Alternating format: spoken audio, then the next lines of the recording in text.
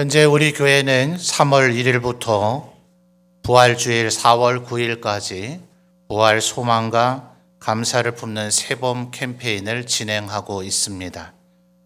여러분에게 지급해드린 책자대로 하면 오늘이 12번째 날로서 히브리서 11장 35절을 묵상하도록 그렇게 기획이 되어져 있습니다만 단 한 절에 불과하기 때문에 히브리서 11장 35절은 오늘 새벽 예배 때에 말씀을 나눈 바가 있습니다. 아마 책자의 순서상으로는 바로 어제 11번째 되는 날 로마서 8장을 우리 성도님들께서 이미 대부분 많이 묵상을 하셨으리라 생각이 되어지는데요. 이 로마서 8장은 로마서 전체 16장 가운데서 제일 중요한 장이라 해도 과언이 아닙니다. 많은 신학자들이 그와 같은 이야기를 하고 있고 또 39절로 이루어져 있는데 이 39절이 거의 한두 절 간격으로 설교의 주제로 삼을 수 있을 만한 묵직한 신학적 주제와 명제들로 가득 차 있는 그런 장이라서 아마 올해 이 말씀을 여러 차례 묵상하신 분들에게는 그래도 능숙하고 익숙한 말씀일 수도 있겠습니다만 아마 대부분의 성도님들에게는 여전히 조금 쉽지는 않은 그런 말씀이 될 수도 있을 것 같아서 히브리서 11장 35절을 새벽에 설교했는데 오전 예배 때 또 설교하면 성도님들이 목사가 설교 준비를 못했나 오해하실 수도 있을 것 같아서 이 시간에는 어제 이미 묵상했으리라 여겨지지만 로마서 8장을 복습을 하는 것이 우리 성도님들에게 훨씬 더 많은 유익이 있으리라 생각이 되어져서 이 시간 로마서 8장의 말씀을 함께 나누어 보려고 합니다. 오늘의 메인 본문은 31절에서 35절인데 사실은 39절까지 계속해서 바울 사도는 같은 논지의 이야기를 하고 있어요. 도대체 왜 바울 사도는 31에서 39절까지 이와 같은 이야기를 하고 있는가? 또 로마서 8장은 어떤 스토리로 전개되고 있는가를 보다 정확히 이해하기 위해서 우리가 7장으로 조금 거슬러 가볼 필요가 있겠습니다. 우리 성도님들이 한번 찾아서 읽어주시죠. 7장 22절에서 24절까지의 말씀을 먼저 읽어보도록 하겠습니다. 앞에 스크린에도 나옵니다. 성경을 읽으시든 혹은 스크린을 보며 읽으시든 22절부터 24절까지 함께 읽어주십시오. 시작.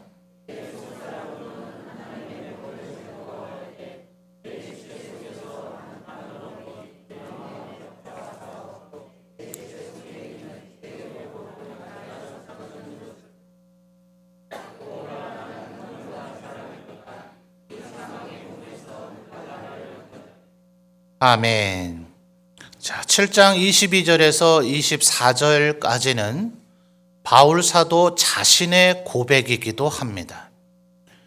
이 내면의 갈등은 22절을 보시면 하나님의 법을 즐거워하는 나, 내 안에 두 개의 전혀 다른 자아가 있는 것처럼 느껴진다 이 말이에요. 한 자아는 하나님의 법을 즐거워하는데 또 다른 한 자아는 23절 하반절에서 얘기하는 것처럼 죄의 법을 여전히 좋아하고 있더라. 이것은 사실 지금 예배드리는 우리 성도님들처럼 이제 이미 예수님을 믿고 그래도 내가 하나님의 백성이다 이렇게 된 상태의 사람에게서 나타나는 갈등 양상입니다. 예수님을 믿기 전에는 우리의 육체가 지금 펄떡펄떡 살아서 움직이는 것 같지만 영적인 상태로서는 죽어있는 상태다. 그래서 사실 거듭나기 전에는 전혀 이와 같은 고민을 할래야 할 수가 없어요. 공동묘지에 수많은 묘지들이 있을 터인데 거기 가서 아무리 웅변적으로 외쳐보십시오. 여러분 선을 행해야 됩니다 하면 그 공동묘지에 누워있는 수많은 시신들 가운데 단 한 구라도 아멘이라고 화답하겠어요? 죽은 자는 생각할 수도 없고 결심할 수도 없고 의지가 발동될 수가 없는 것이죠.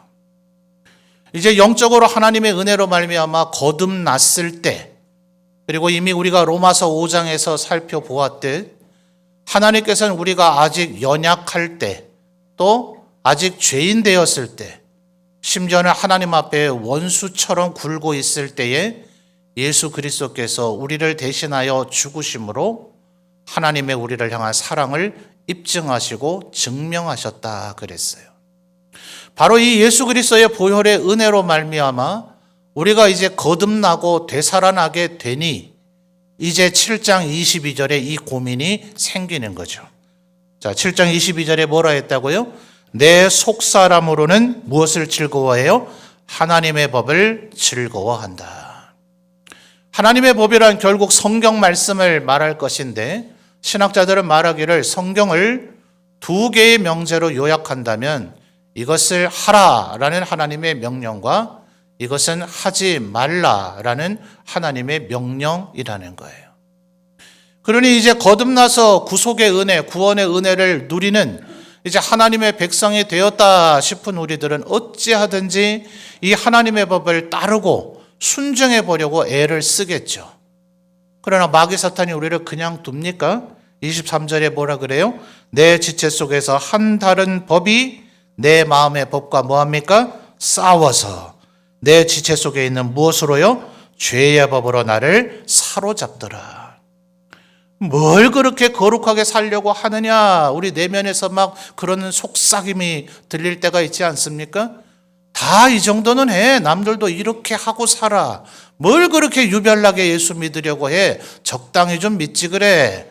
이런 내면의 속삭임이 때로는 우리의 주위의 지인이나 가족, 친척들을 통해서도 우리의 귀에 들리지 않더냐 하는 거예요.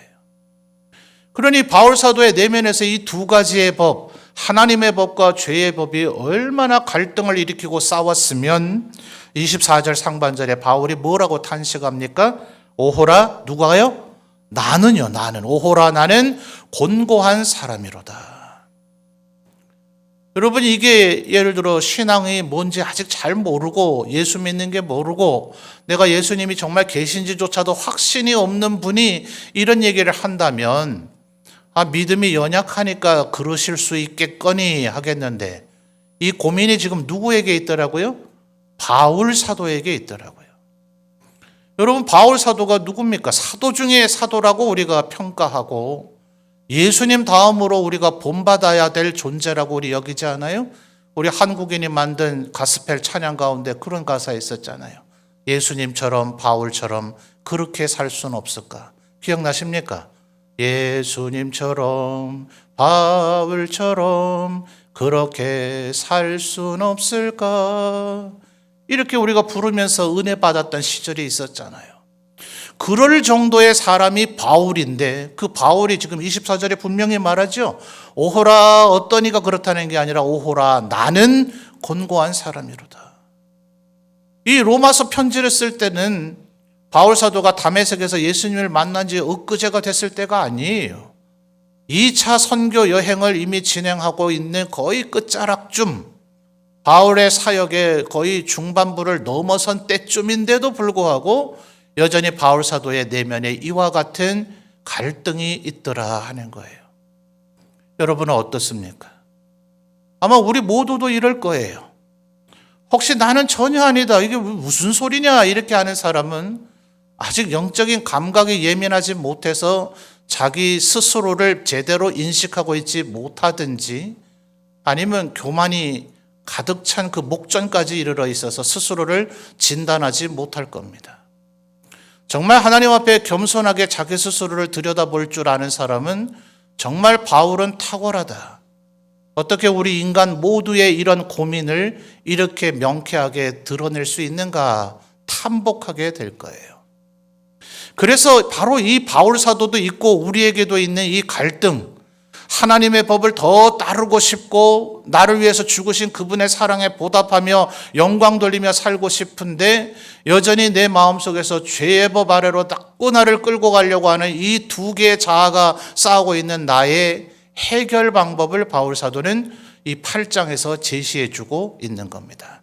자, 8장 2절을 여러분이 한번 읽어보시죠. 8장 2절입니다. 읽어주세요. 시작.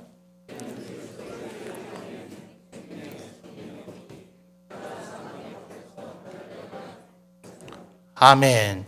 이것이 해결의 키를 잡는 주제 문장입니다. 자, 2절에 뭐라 합니까?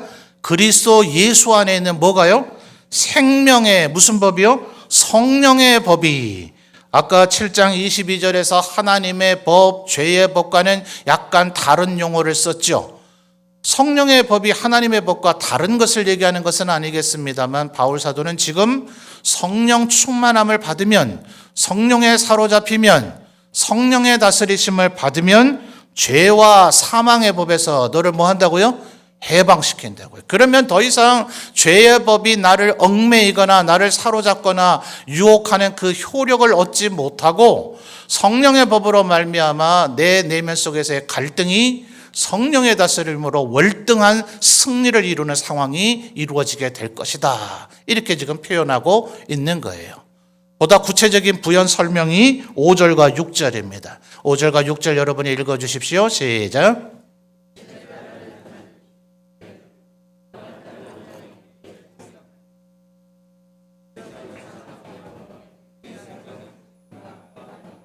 아멘. 계속해서 7장에서 얘기했던 그 두 가지 전제의 흐름을 얘기하고 있죠. 5절 상반절을 보면 육신을 따르는 자는 뭘 합니까? 육신의 일을 하고, 6절 상반절에 결국 육신의 생각을 하게 되니 결과물이 뭡니까? 사망에 이르게 될 것이다. 그러나 5절 하반절로 다시 거슬러 가보시면 영을 따르는 자는 뭘 생각합니까? 영의 일을 생각하게 되니 영의 생각은 무엇을 낳게 돼요? 생명과 평안을 낳게 된다는 거예요. 2절의 부연 설명의 다름이 아니죠. 성령에 사로잡히라. 성령에 충만하라. 성령께서 너를 다스리시면 너의 마음속에 자꾸 준동제라는 죄의 법을 억누르고 그것을 소멸시키고 하나님 앞에 영광 돌리는 존재로 살아갈 수 있을 것이다 라고 지금 바울 사도는 얘기하고 있는 겁니다. 그렇다면 성령님은 도대체 어떤 분이신가? 오늘 이 로마서 8장에서는 성령님을 세 가지의 다른 표현으로 우리에게 설명을 해주고 있어요. 9절 말씀을 보시면 두 가지의 설명이 나타납니다. 9절 말씀 읽어주십시오. 시작.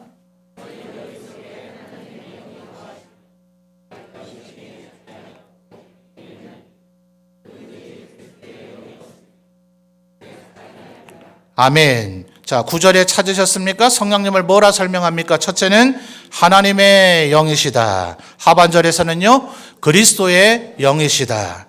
이 하나님의 영이 우리 안에 계시면, 그리스도의 영이 계시면 우리는 육신에 사로잡혀 있지 아니하고 영에 있는 상태가 되어져서 하나님의 법, 성령의 법을 이루며 생명과 평안을 누리며 살게 될 것이다. 그렇게 지금 얘기해 주고 있는 거죠.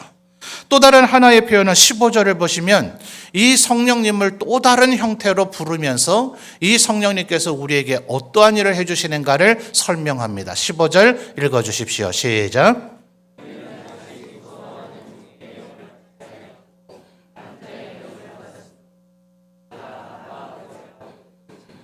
아멘. 자, 15절에서 나타난 성령님의 또 다른 표현이 뭡니까? 양자의 영. 자, 이것은 조금 의역을 해준다면, 직역을 하다 보니 양자의 영 이렇게 되어 있는데요. 우리를 양자로 삼으시는 영, 이렇게 이해를 하시면 보다 쉬울 것 같아요. 갑자기 여기서 왜 양자라고 하는 표현이 나왔을까? 14절을 보면 그것이 이해가 되는 설명이 있죠. 14절 읽을까요? 시작. 무릇 하나님의 영으로 인도함을 받는 사람은 곧 하나님의 아들이라. 아멘. 하나님의 아들은 원래 누구밖에 없습니까? 독생자, 동정녀에서 태어나신 예수 그리스도밖에 없으시죠. 그런데 14절은 이제 뭐라고 얘기합니까? 하나님의 영으로 인도함을 받으면 그 사람도 뭐라고요? 하나님의 아들이 된다. 그러니 독생자이신 예수 그리스도와 구별하기 위해서 우리는 무슨 아들이에요? 수양 아들, 양자로 삼으셨다 하는 거예요. 그러니까 성령의 인도를 받으면 그러면 하나님의 영이시고 그리스도의 영이시며 우리를 하나님의 자녀로 삼으시는 그 양자의 영으로 말미암아 우리가 하나님의 아들이 된다. 여자분들은 딸이 된다. 그런 이야기일 거예요. 우리 개혁주의 칼빈의 후예들이라 불려지는 칼빈주의자들은 성경 말씀을 통해서 하나님의 우리를 향한 이 구원이 어떻게 이루어지는가 크게 9가지의 서정, 일종의 단계를 성경 말씀 속에서 찾아냈는데 오늘 우리가 읽고 있는 이 로마서 8장이 이 교리의 보고라고 해도 과언이 아닙니다. 여러분 불러드릴 테니까 주보에 여백이 있으면 메모하실 수 있는 분은 한번 메모를 하시죠. 우리가 이래봬도 장로교에서 칼빈주의를 따르는 신앙생활을 하는 사람이라면 이 9가지 정도는 알고 있어야 되고 가능하면 암기하시면서 내가 어느 지금 위치에 서 있는가 이걸 좀 알아야 될 필요가 있어요. 자, 9가지입니다. 첫째, 소명. 첫째는 소명입니다. 두 번째는 중생이에요. 소명이라 하는 것은 부르심이고 중생은 거듭남. 요한복음 3장에서 니고데모의 질문에 주님께서 거듭나야 된다 그러셨죠. 그리고 예수를 믿으려면 사도행전 2장에 성령이 강림하셨을 때 베드로가 설교하면서 너희도 회개하고 세례를 받으라 하죠. 그래서 세 번째 단계는 회심 혹은 회개입니다. 소명, 중생, 회심. 그러면 하나님께서 우리에게 믿음을 선물로 주시죠. 그래서 믿음의 한자적 표현 네 번째는 신앙입니다.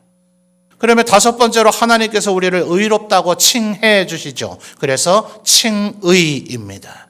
방금 전에 15절에서 우리가 살펴봤듯이 여섯 번째로는 하나님께서 우리를 하나님의 자녀 삼아 주시기 때문에 수양이라 해요.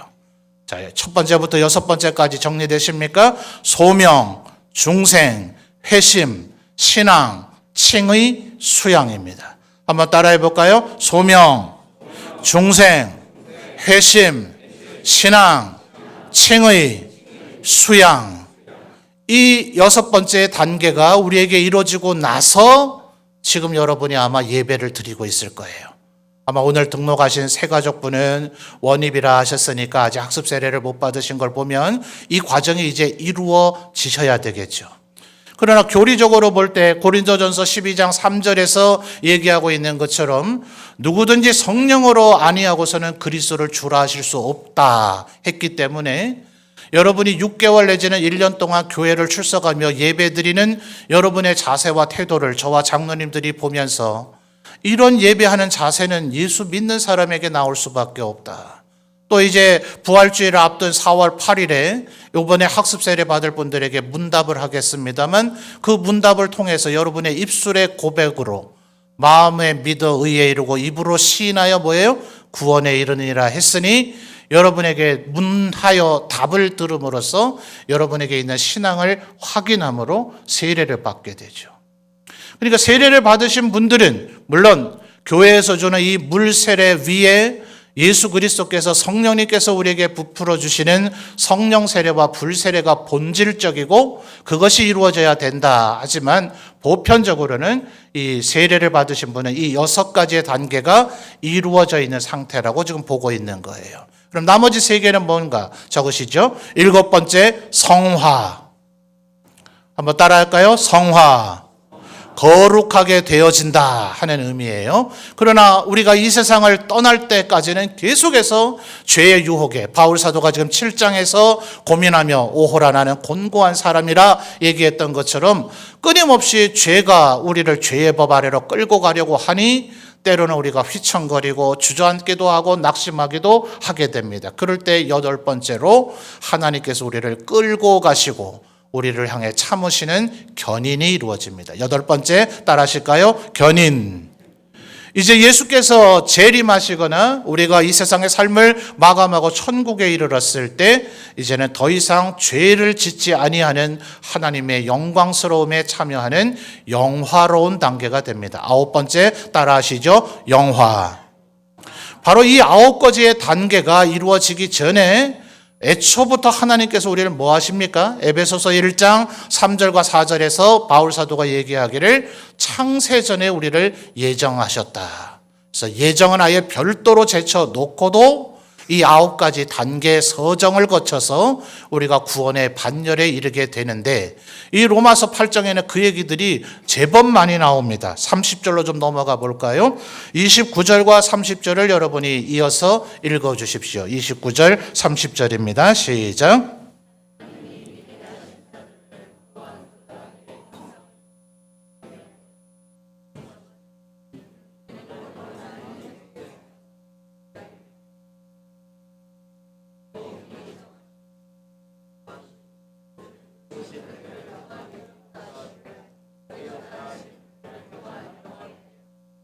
아멘.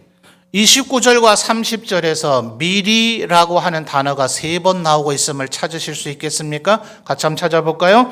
29절 하나님이 바로 나오죠? 미리 아신 자들을 또한 그 아들의 영상을 본받게 하기 위하여 또 나오죠? 미리 정하셨으니. 30절에 또 미리 정하신 그들을, 바로 여기에서 미리 아셨다, 예지, 미리 정하셨다, 예정이라고 하는 교리가 나오는 거예요.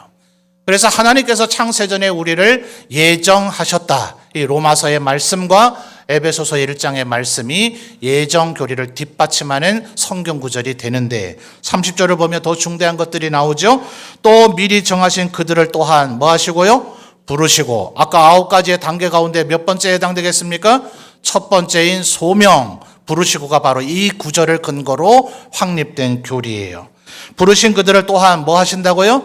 의롭다 하시고. 5번째 뭐였죠? 칭의, 의롭다 하심이 바로 여기에서 나온 표현입니다. 마지막 30절 하반절에 의롭다 하신 그들을 또한 뭐 하십니까? 영화롭게 하셨다. 바로 9번째 단계인 영화가 이 성경 구절을 근거로 해서 나온 거예요.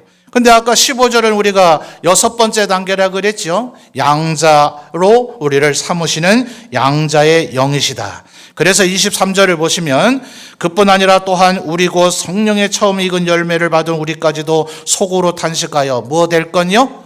양자 될 것, 곧 우리 몸의 속량을 기다린다.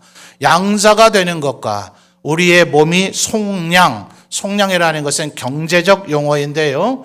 우리가 죄값을 갚지 못했기 때문에 죄의 노예, 죽음의 노예, 사탄의 노예가 되는데, 예수께서 그 죄값을 우리 대신 갚으셨기 때문에 그것을, 돈을 갚는 것, 빚을 갚는 것을 속량이라 이렇게 한자적으로 표현합니다. 그런데 우리가 갚을 능력이 없기 때문에 예수께서 대신 갚으심으로 대신 속량하셨다. 그래서 줄임말로 대속의 은혜라 그렇게 부르는 거예요. 예수께서 십자가에 달리셨을 때 하셨던 말씀 가운데 다 이루었다 하는 말이 헬란 말로 테텔레스타이, 바로 이 속량이라고 하는 개념을 담고 있는 표현입니다. 그러니까 지금 우리가 구원받는 것이 23절 하반절에 속량이라고 표현할 수가 있는 것인데, 그 앞에 속량이 곧 뭐라고요? 양자되는 것이 곧 속량이다. 그러니 여러분, 이 로마서 8장에 얼마나 중대한 내용들을 가득 담고 있는지 이제 좀 이해가 되시죠? 자, 그러니 지금 뭐라고 얘기하고 있는 겁니까? 성령님은 어떤 영이라고요? 아까 3가지 표현을 우리가 찾아봤는데 9절과 15절에 첫째는 뭐였습니까? 따라해 볼까요? 하나님의 영, 두 번째는 그리스도의 영, 세 번째는 양자의 영. 그러니 결국 누가 우리의 구원을 이루어 가셔요? 하나님께서 하시는 거예요.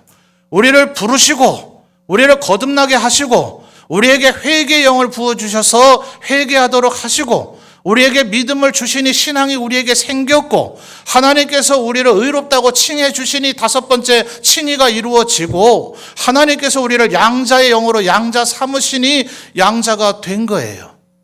그러니 구원은 우리가 이루어가는 것이 아니라 오직 하나님의 은혜로. 그러니 바울 사도가 고린도서 15장에서 나의 나 된 것이 다 뭐라고요? 하나님의 은혜다. 이렇게 고백할 수밖에 없는 거예요. 내가 발버둥 치고 내가 뭘 하려고 하고 그렇게 해서 되는 것이 아니더라. 그러니 뭐만 하면 되겠어요? 성령님께 나를 맡기고 성령님 나를 사로잡아 주옵소서. 성령님 나에게 충만하게 임하시옵소서. 내 마음속에 가득가득 임하셔서 내 안에 있는 죄의 의지를 다 도말하시고 소멸시키고 성령님 나를 다스려 주옵소서라고 나를 온전히 그렇게 맡기는 것. 다시 한 말씀 드립니다만, 그래서 하나님께서 에스겔 선지자를 통해서 이것을 마치 강물에 빠지는 사람을 통해 비유하시죠. 성전에서부터 물이 흘러내려와서 급격하게 강을 만들어 버립니다. 그러니까 처음에는 발목까지밖에 안 차요. 찰랑찰랑 되니 땅의 평지에서 뛰는 것보다야 힘들겠지만 여전히 내 맘대로 하는 게 어느 정도는 가능하겠죠. 물이 무릎까지 차오르니 점점 더 내 맘대로 움직이기란 쉽지가 않죠. 허리까지 움직이니 아마 허우적허우적 되며 물을 거슬러 가기가 쉽지가 않을 거예요. 그런데 장마가 졌을 때 폭우가 흘러가는 것처럼 흙탕물이 우리의 목까지 차오를 정도로 콸콸 흘러가면 수영 자랑하면 됩니까? 빠져 죽습니다. 그 급류에 휩쓸려 내려갈 때는 물살의 흐름 따라 나를 맡겨야, 그래야 살아남는 거예요. 모세가 방주에 담겼는데 자기 힘으로 헤엄칩니까? 안 돼요. 그래서 모세가 담겼던 광줄이나 노아의 8명의 가족을 담았던 방주나 하나님의 십계명에 담겨있는 법궤나 원어는 똑같아요. 아크라고 불려지는 직육면체일 뿐, 자기 내면에 있는 그 방주리 안에 있는 모세나 방주 안에 있는 노아의 가족 8명이 그 배를 젓는 게 아니에요. 절대로 내 의지대로는 움직일 수 없는, 마치 물살에 맡기듯 하나님께 온전히 맡기는 것, 이것이 바로 성령 충만함의 의미다 하는 거예요. 내 고집 버리고 내 자아를 버리고 성령님 나를 다스리옵소서라고 할 때 비로소 내 내면에서의 갈등이 끝나버리고 생명의 성령의 법에 따라 죄와 사망의 법에서 아까 8장 2절에 뭐예요? 해방되는 은혜의 역사가 우리에게 일어난다 하는 거예요. 그런데 말입니다, 아까 15절에 하나님께서 우리를 뭐 삼으셨다고요? 양자 삼으셨대요. 이게 얼마나 어마어마한 축복인가. 여러분 17절을 한번 또 읽어보죠. 8장 17절입니다. 우리를 양자 삼으셨다는 축복이 어느 정도인가 한번 확인해 봅시다. 읽어주십시오. 시작.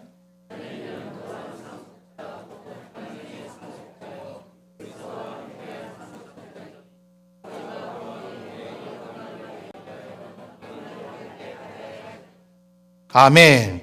자, 14절에서 하나님께서 우리를 하나님의 아들 되게 하셨다. 그래서 15절에서 그것을 양자 삼으신 양자의 영이라 성령님을 그렇게까지 불렀다.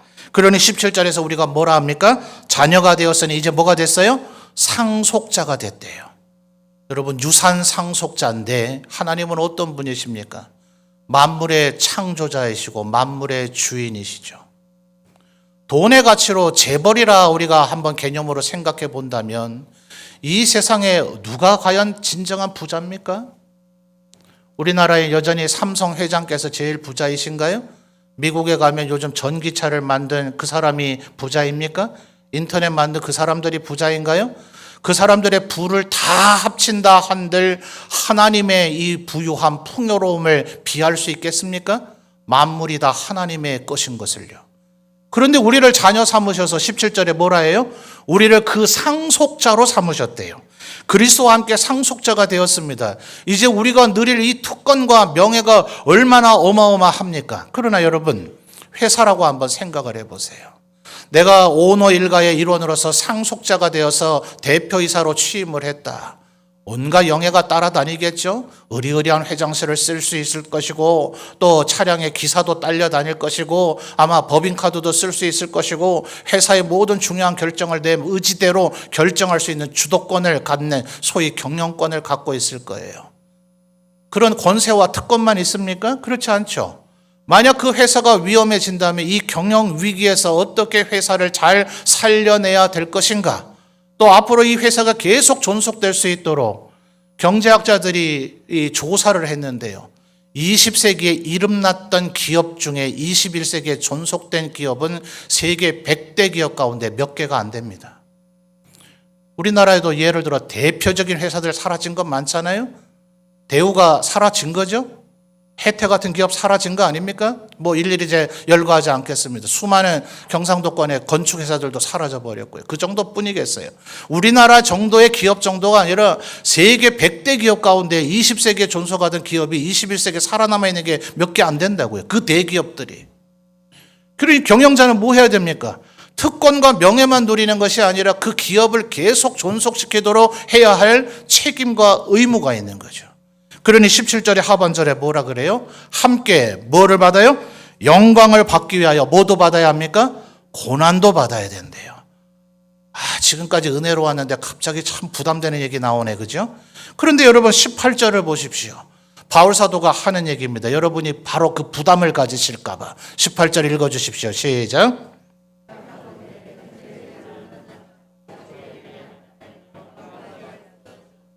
아멘.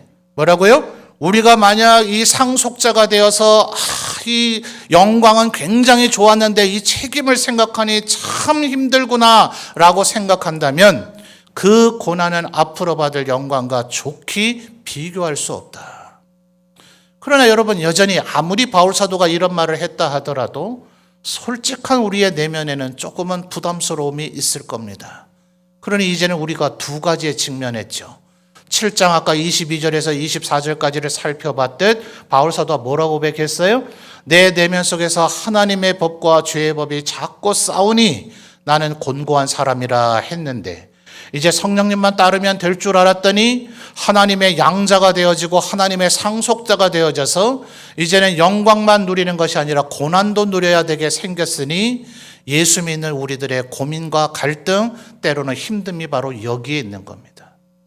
내면에서는 여전히 죄의 법이 나를 자꾸 유혹하고 타락하게 만들려고 하고 이 세상에서는 하나님의 상속자로서의 그 의무를 감당해야 되는 고난이 있으니 그래서 이 로마서 8장에는 탄식이란 단어가 3번 반복됩니다. 탄식이란 단어를 찾아보죠. 22절입니다. 제가 읽으면서 바로 같이 함께 찾겠습니다. 피조물이 다 이제까지 함께 나옵니까? 탄식하며 23절에요. 그뿐 아니라 또한 우리고 성령의 처음 익은 열매 받은 우리까지도 속으로 뭐합니까? 탄식하여 26절을 보니 이와 같이 성령도 우리의 연약함을 도우시나니 우리는 마땅히 기도할 바를 알지 못하나 오직 성령이 말할 수 없는 무엇으로요? 탄식으로. 3번 지금 탄식 반복됐죠? 22절에는 누가요? 피조물이 탄식한대요. 23절에는 누가요? 우리까지도 속으로 탄식한대요. 생각해보니 계속해서 죄의 법이 내 안에서 여전히 준동질을 하고 있고 이 세상에 하나님의 백성으로 살아가려니 상속자로서의 의무가 자꾸 고난이 될 때도 있고 하니 탄식을 하는 지경에 빠져버리니 26절은 해결책이에요.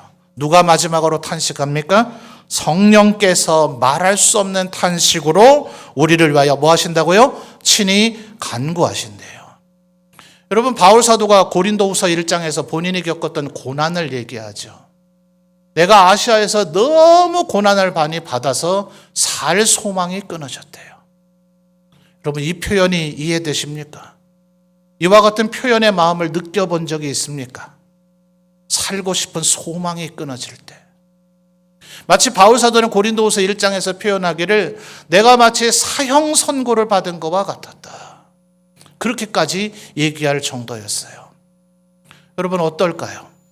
사형 선고를 받은 것처럼 살 소망까지 끊어지면 여러분 기도할 수 있겠습니까? 정말 믿음이 단단하고 반석과 같은 이는 고난을 당하면 당할수록 기도할 거예요. 그러나 대부분의 우리는 살 소망이 끊어져 버리면 기도할 소망조차도 끊어져 버리게 돼요. 여러분 또 우리가 불렀던 그 찬양 가운데 그런 찬양이 있었지 않아요? 누군가 널 위해 기도하네. 그 찬양 기억하십니까? 누군가 널 위해 기도하네. 이렇게 우리가 찬양 부르곤 했잖아요. 그것은 우리를 위해서 기도하는 수많은 우리의 형제, 자매인 성도들을 얘기하는 것이기도 하지만 26절 하반절에 지금 분명히 확인했죠. 오직 성령께서 우리가 그 죄의 법 때문에 내면의 갈등을 겪고 하나님의 상속자인 영광이 있긴 하지만 고난도 받게 되니 이 십자가의 길, 이 좁은 길, 천국을 향해 가는 길이지만 이 고난의 길을 가는 걸 때로 힘들어하고 주저하고 지쳐하고 주저할 때에 살 소망이 끊어져 버려서 기도할 소망조차 사라졌을 그때에 성령께서 탄식하시면서 우리를 위하여 친히 기도하신다고요. 성령님만 뿐입니까? 34절 여러분이 읽어주시죠. 34절입니다. 시작.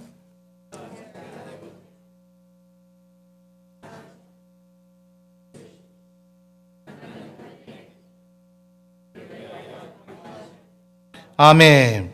34절 하반절을 보니 아주 은혜로운 말씀이 나오죠. 성령님만 기도하시는 게 아니라 누구도 우리를 위해서 기도하신다고요? 예수 그리스도께서도 우리를 위하여 기도하신다고요. 그러니 여러분 기억하십시오.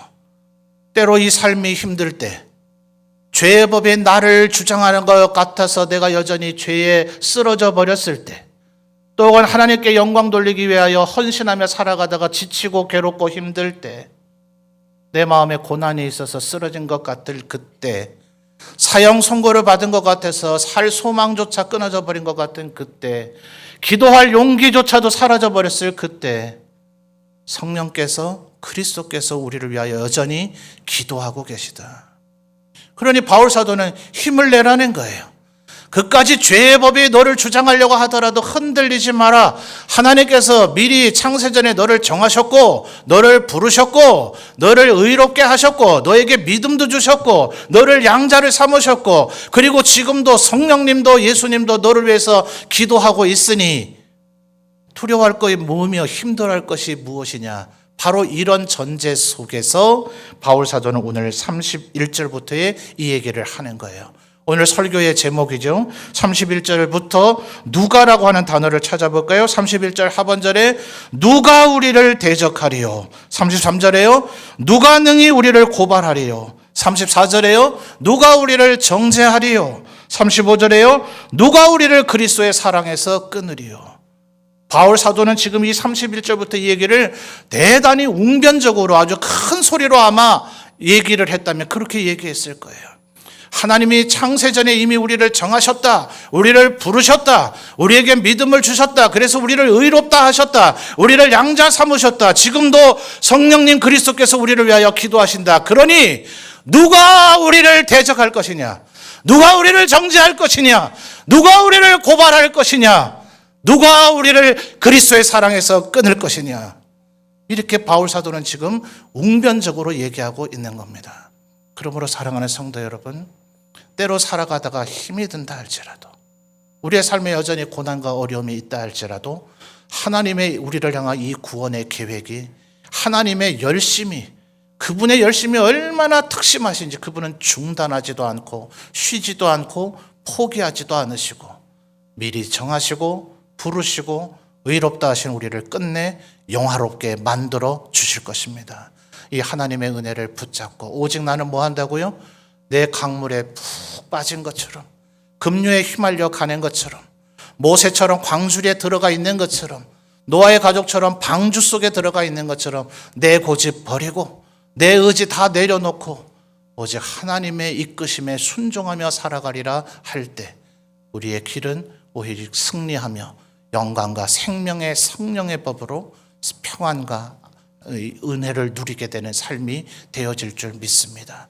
날마다 이 은혜 가운데 거하시는 우리 모든 성도들이 되시기를 바랍니다.